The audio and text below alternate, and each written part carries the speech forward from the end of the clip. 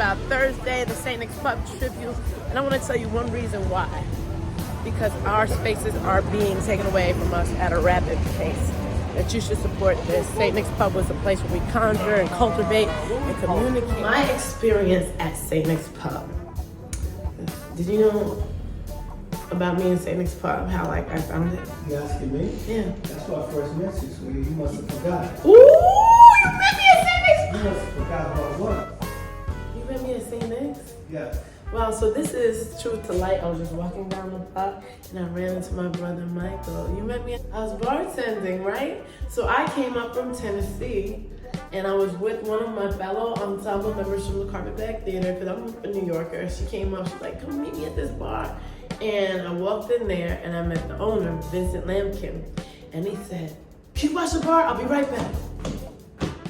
And the rest is history. I walked into a magical place. You were there, right? Sure was. The music 7 days a week, from Monday through Sunday on throughout the week. I was busy. I don't even listen to music on the way home, like coming home or in my home, because I was filled with so much music. African night was Saturday night. Sunday was TC the Third, and Thursday was my favorite night. The bartender was a random night. Did I say Saturday night was African night with St. Nick's Pub? So just like my brother Mike right here, I forgot that I met him at St. Nick's Pub. This is like a video journal for me. Why is it important to me? They used to call me from behind the bar to get on stage. So me as a performing artist, I was so excited to jump on stage and just be me and be free. And I learned the art of engaging the audience. Draw them in. St. Nick's Pub was so beautiful because of the mix, the blend of music, 7 days a week. There were no breaks, no stops, no pauses. And they had a daytime crowd and an evening crowd. Berta Indeed from Vincent Lampkin. Berta had it earlier and Vincent took it over, and I met during the convergence of these two energies. So I was able to meet my sister Berta, and we just instantly meshed. I learned how to cultivate my musical style from being around older people who weren't used to the hip hop style, but also I invited younger people up. So I had to really figure out where I fit amongst the jazz harmonies and melodies, and resonated with a lot of the jazz musicians who have transitioned, like John Coltrane.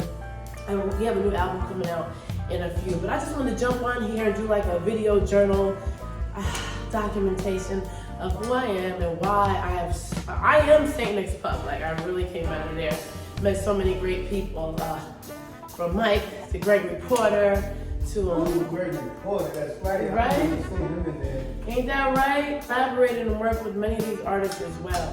Who else? Camille Gaynor. No, I don't know if I met Camille there. But Dennis Davis, who played with David Bowie and Stevie Wonder. Roy Ayers has come through the spot often. Bernard Wright, piano player. Played on a lot of Doug Precious stuff. Lonnie Liston Smith. Who else? Oh my God, so many people. The Amy Winehouse whole horn section was at the pub. Mike Gray, trombone player. His father coined the use of the plunger at the end of there. God rest his soul. And I got a chance to really record with them, but you know the ooh-lahs and ooh-lahs. One of my favorite people, Harlem Country Girl, so sweet. You know who that is? Okay, let me give you another one. Rain shower, walking through the mud. This is, okay, one more. You better get on this one. I know I can be what I want to be. Come from Mississippi. Name my son Nasir. Olu Dara, Nas's father, who helped me work on my album and kept me out of trouble. I got a lot of scars on my body from being at the pub. And also my piano player I work with now, Alexis Marcello, Kelvin Bell, Rashawn Carter, many of the musicians that I'm still in tune with, pardon the pun, I still rock with to this day. So this is us keeping the space alive, conjuring up the energy that gives us sustenance. If we don't have our spaces to communicate, we can't plant seeds. Right, right now I'm in an office, right? This is not, it had nothing to do with culture. A little bit, right, maybe? More help, right? Yeah. But I saw my brother Mike, and I'm able to have this conversation, stop and feel. So it's very important if we look at our spaces. If we don't have a place to commune and communicate, we can't tell our history. And we are oral history storytellers, and it's done through music and through meeting. Communicate, and we'll be communal, as Rosa Rivers says. So who am I missing?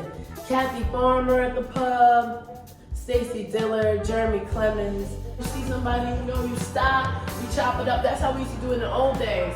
So we just gotta get back to connecting the ways we used to connect so we can elevate, you know? So go on, get your ticket, and come have a good time. We have a garden area, a bar, and a stage. Lonnie Plaxico on bass, Sharif Kells on trumpet. We're gonna be playing a lot of his music, a little bit of Roy Hargrove's music, who I met at the pub as well. So just the history, immerse yourself in it. You can lose yourself in finding out who you are. So I will see you on Thursday, 246-7 on Link the Bio.